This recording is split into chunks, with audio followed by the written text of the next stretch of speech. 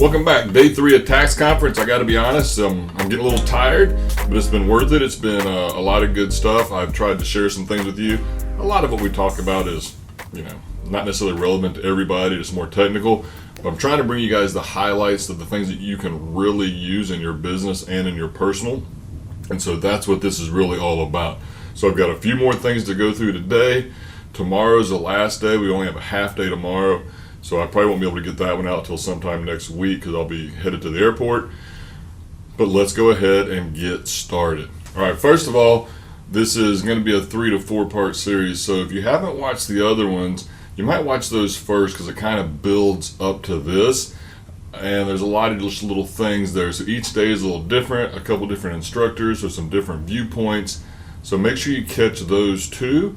But with that, one of the things we started off with was the idea of self-employment income versus investment income as far as treatment. So think of, this is mostly for you guys flipping houses.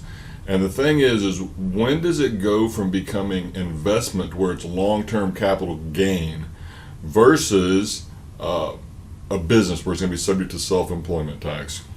Now that's not going to be something I can easily answer here in this. Well, just because there's a lot of nuances there. The main thing I want to bring out on this is if you're going to start flipping houses, you need to have a conversation probably with me or with your advisor, whoever that is. Because there's a lot of stuff here and it's not 100% one way or the other because there's just a lot of little things and we've seen it go different ways with the court cases and we're just going to have to talk about what your intent was.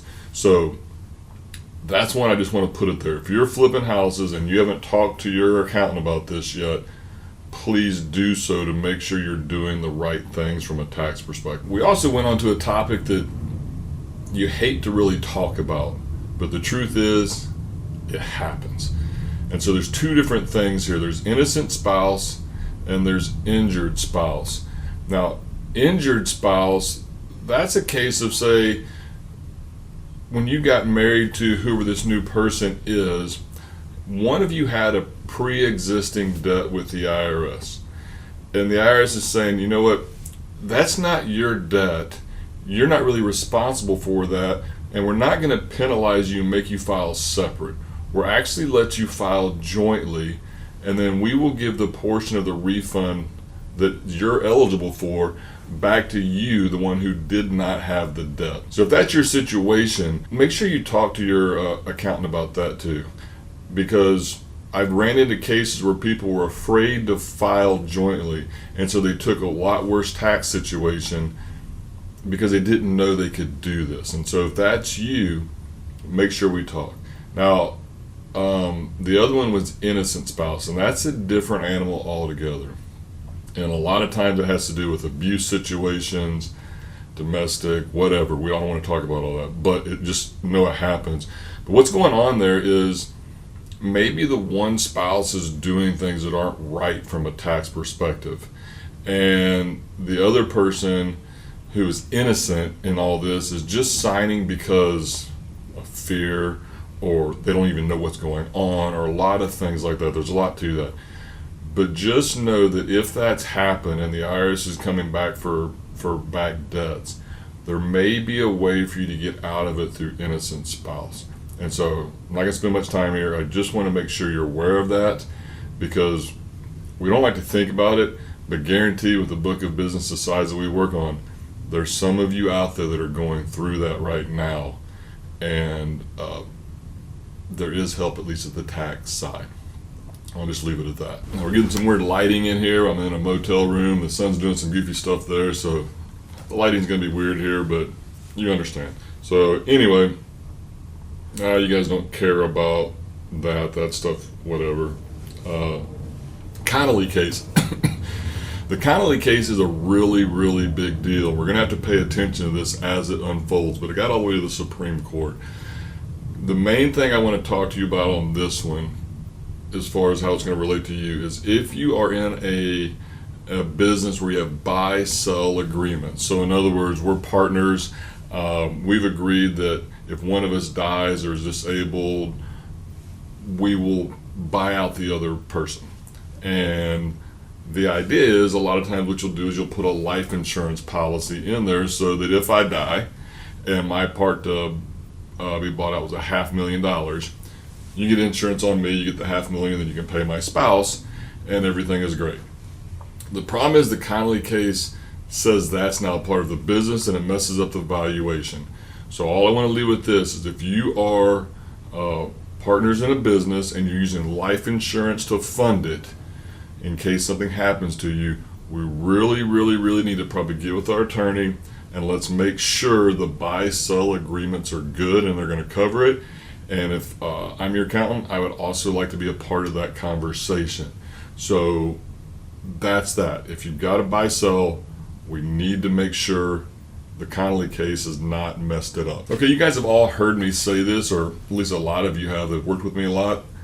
I try to explain things to you. Pigs get fat, hogs get slaughtered. The instructor actually used that today, so maybe I picked it up from him a long time ago. I don't know, but it's a true thing. But where we were discussing this is when it comes to your S-Corp distributions, owner's salary. Owner's salary is a really big deal. If you don't pay officer's salary and you have an S-Corp, the IRS is looking at it. That's one of their key things. If they see that you're paying off loans, or if you are getting big distributions and we don't have an officer's salary, we're asking to get audited. So if that's you, we need to pay attention to it. But the same thing is, don't get greedy. Do what's right. Be reasonable. And if we're doing what we're supposed to, we don't really have anything to worry about. But I wanted to make sure, because I still have some that I run into from time to time. I reviewed a new tax return from somebody the other day. Nothing on the officer's salary line. We're putting a target on our back for no reason. Now this next section, we spent a lot, and we had a really great guy came in from the IRS, so pretty high up.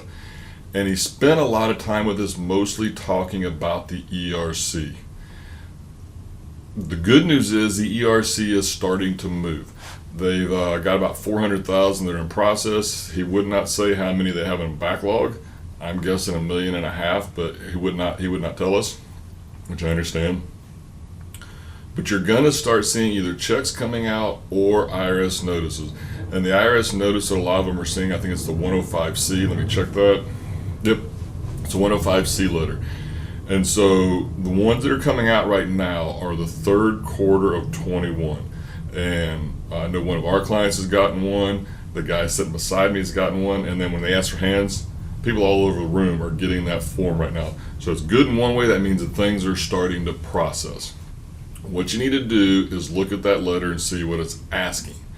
And then there's actually a spot on the IRS's website for the 105C to see how to respond. The good news is, like I said, they're actually starting to process these. But what he explained to us is they're basically doing this in 3, I guess, buckets, for lack of a better word, based on risk. So they're processing them based on risk, not necessarily based on company, which that was interesting to me, because some of you may have filed multiple quarters and then you're getting the response on this one. Well, they're not doing the whole company at one time necessarily. They're doing them, at least that's what he says, and I don't doubt him like that. It's just there's a lot going on there. But the ones that they have the least concerns with, they're getting those paid out the quickest. The ones they have the biggest risk for, they're going to the bottom of the pile, and then from there they're working first in, first out based on the risk profile. So if you've only gotten one check, or maybe you've gotten 2 and you thought you were going to get 3 or 4 or whatever it is, that's what's going on. And so at least you understand how they're doing it.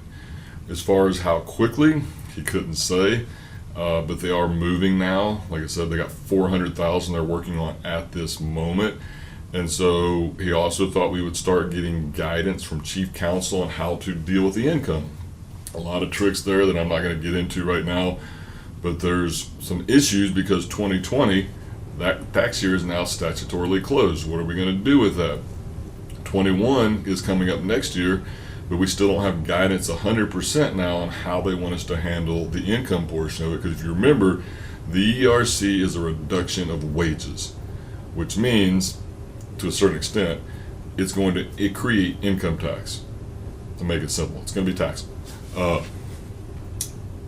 but if the year's already closed, so there's a lot of stuff there. We're gonna have to keep, well, like he kept telling us, I need you guys to be patient. We think we've been plenty patient. I know you guys feel like you've been plenty patient. He said, don't call, it's not gonna do you any good. But when we get the letters, if you get one, let us know if we're working with you, and we'll help you through it. But there is a process now, and things are starting to happen. So we asked a lot of questions. We may go over this in a different video because there's just a lot to this. It's very specific on who it is. But for those of you who are waiting for it, I just want to let you know we know a lot more now on some levels. Other levels, we still don't, but that's kind of the system. So anyway, really good though. That's good stuff. And I'll probably talk about that more in a different video. Other class we talked about today was on business entities. Now I've got a video on should I be an S Corp that we did earlier this year, I think back in the late spring, early summer. I would defer to that. Most of what you need is really in that video. High level, there's sole prop, there's partnership, there's corporation, and there's S corporation. That's the basic formats. When should you be which? Is it worth all of the effort? Why would we do this? But I covered so much of that in another video. I don't really want to spend a lot of time on that here. But if you have any questions, feel free to drop them in. But go check out that other video. We covered that pretty well on why you would be an S Corp, why you wouldn't, how much is it going to impact your taxes, what's the compliance issues, is it going to be worth it, right? If it's going to cost me $4,000 and I'm going to save $5,000, is it worth it? Not that it would cost you $4,000, just saying stuff. But that's the idea. So that's a really good video on how that works. So it's been a long week.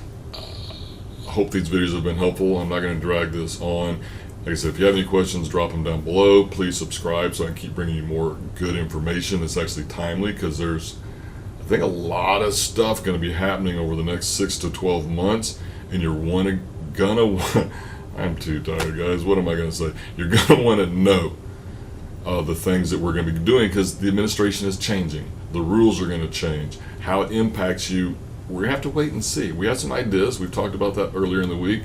But the truth is, we just don't know a lot of stuff right now, but we will pretty quickly. So stay tuned. I'm ready to be back home. See you guys soon.